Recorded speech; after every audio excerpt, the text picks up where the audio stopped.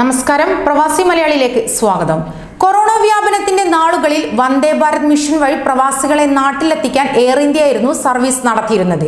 ഇതിന്റെ പേരിൽ യാത്രക്കാരിൽ നിന്നും കൂടുതൽ പൈസ ഈടാക്കിയതായുള്ള വ്യാപക പരാതിയും ഉയർന്നിരുന്നു.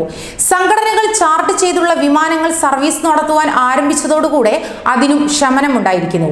അതോടൊപ്പം തന്നെ UAE അടുത്ത കാലത്താണ് പ്രവാസികളായ ഇന്ത്യക്കാർക്ക് ആകാശവാതിലുകൾ തുറന്നുകൊണ്ട് രാജ്യത്തേക്ക് അനുമതി നൽകിയത്.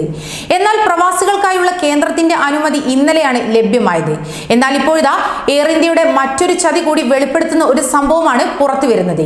UAEയിലേക്ക് യാത്ര ചെയ്യാൻ അനുമതിയില്ലെന്ന കാരണത്താൽ എയർ ഇന്ത്യ എക്സ്പ്രസ് യാത്ര നിഷേധിച്ച യാത്രക്കാരി മണിക്കൂറുകൾക്കുള്ളിൽ ഫ്ലൈ ദുബായ് വിമാനത്തിൽ ദുബായിലെത്തിയിരിക്കുന്നു.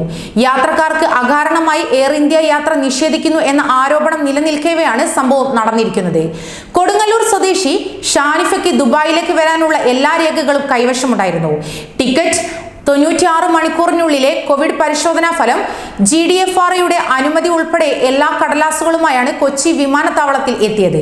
എന്നാൽ UAE API സെന്റിന്റെ അനുമതിയില്ല എന്ന കാരണം പറഞ്ഞ് ഇവരുടെ യാത്ര വിലക്കുകയായിരുന്നു. ഇങ്ങനെ ഒരു രേഖയുടെ ആവശ്യമില്ലെന്ന് പറഞ്ഞെങ്കിലും അവർ ചെവി കൊണ്ടില്ല. ഇതേ തുടർന്ന് ഫ്ലൈ ദുബായ് വിമാനത്തിൽ ടിക്കറ്റ് എടുത്ത് യാത്ര ചെയ്യുകയായിരുന്നു. കോവിഡ് പരിശോധനാ ഫലത്തിന്റെ 96 മണിക്കൂർ കാലാവധി കഴിയുന്നതിന് മുൻപ് ഇവർ ദുബായിൽ വിമാനം ഇറങ്ങാനായി. ഉമ്മുൽ ഖുവൈനിലുള്ള ഭർത്താവ് മുഹമ്മദ് ഇബ്രാഹിമിന്റെയും മകന്റെയും അടുത്തേക്ക് പുറപ്പെട്ടതാണ് ഷാനിഫ. ഫ്ലൈ ദുബായ് ഇല്ലാത്ത തടസ്സം എയർ ഇന്ത്യ എക്സ്പ്രസിന് മാത്രം എങ്ങനെ ഉണ്ടായി എന്നതാണ് ഇവരുടെ ചോദ്യം. കൂടുതൽ പ്രവാസി വാർത്തകൾക്കായി ഈ ചാനൽ സബ്സ്ക്രൈബ് ചെയ്യുക.